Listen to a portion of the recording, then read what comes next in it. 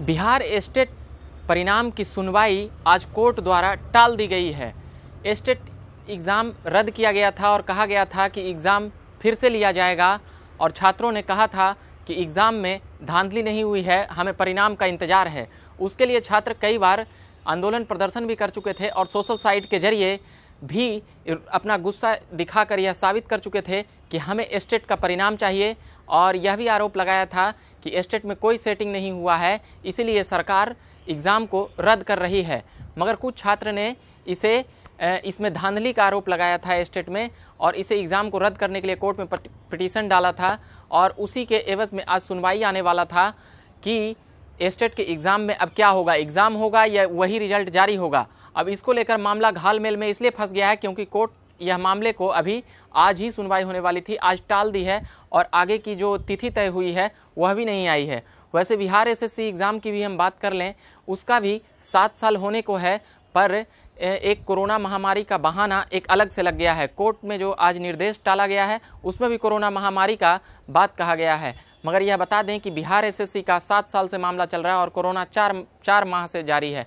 दरोगा बहाली में जो धांधली का आरोप लगा था उसमें सीबीआई जांच की मांग उठी और वह भी अभी तक नहीं हुआ है। छात्र ने यह भी कहा था, कई पास हुए छात्र मिले, चाहे वह बिहार पुलिस का हो या बिहार दरोगा का हो, उनका कहना था कि अभी हमें इसलिए पास कर दिया गया है कि बाद में हम छट भी सकते हैं क्योंकि बाद में पैरवी वालों का होगा। ये एक बहुत बड़ी बात छात्रों ने कही थी और कई छात्रों का कहना था कि दरोगा में कट ऑफ ज़्यादा आया है, इसलिए भी एक प्रश्न यह भी बनता है। मगर जो अभी फ़िलहाल जो अभी मुद्दा है वह है बिहार स्टेट का STET का जो परीक्षा हुआ था, जो रद्द हुआ था 16 मई को। कई छात्रों ने आवाज़ उठाई थी और कई छात्रों ने काफ़ी पुरजोर तरीके से आवाज़ उठाई थी, मगर कोर्ट द्वारा अभी नहीं सुनी गई, उसे टाल दी गई। अब यह देखना है कि कोर्ट कब इसे फिर सुनवाई में लाता है, कब इसका तिथि तय होता है, यह भी बातें अभी नहीं बताई गई है।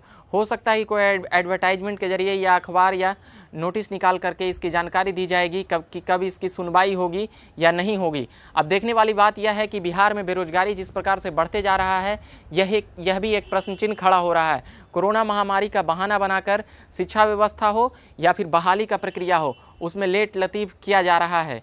यह आज बिहार के छात्रों के साथ भी खिलवाड़ किया जा रहा है, इसलिए कई छात्र अपनी अपनी मांगों को सोशल साइटों के जरिए कहते हैं मगर उनकी आवाज़ नहीं बुलंद हो पाती। हम यह प्रयास कर रहे हैं कि इनकी आवाज़ें सुनी जाए और जो भी नौकरियों के परिणाम में देरी हो रही है उसे जल्द से जल्द जारी किया जाए। इन तमाम खबरों में हम बने हुए रहेंगे। फिलहाल आपने झकास भारत चैनल को यूट्यूब पे सब्सक्राइब नहीं किया तो सब्सक्राइब कीजिए और फेसबुक पेज पे लाइक कीजिए और ट्विटर पे भी जाइए और देखिए कि वहाँ भी अकाउंट खुला हुआ है कई महीनों से, और अभी इंस्टाग्राम पर भी इसका अकाउंट वहाँ पर भी खोला गया है।